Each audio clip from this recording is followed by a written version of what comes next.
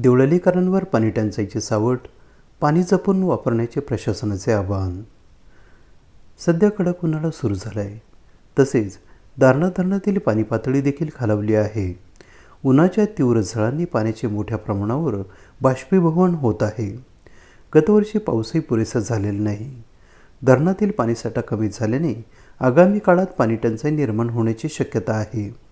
त्या पार्श्वभूमीवर cantonment board देवळालीचे मुख्य कार्यकारी अधिकारी डॉक्टर राहुल गजभिये यांनी देवळालीकरांना पाणी जपून वापरण्याचे आवाहन केले.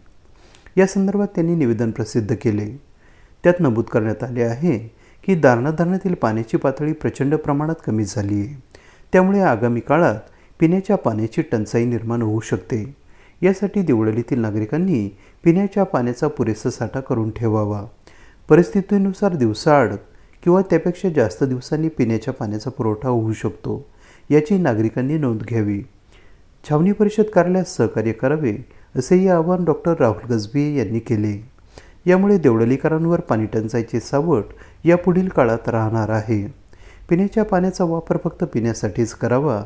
त्याचा वापर इतर कुठल्याही कारणासाठी करू नये. पाणी जपून वापरावे. पाण्याची नासाडी होणार नाही याची काळजी घ्यावी, असेही आवाहन प्रशासनाच्या वतीने देवळालीकरांना करण्यात आले आहे. AB न्यूजसाठी प्रमोद रहाणे, देवळाली कॅम्प, नाशिक.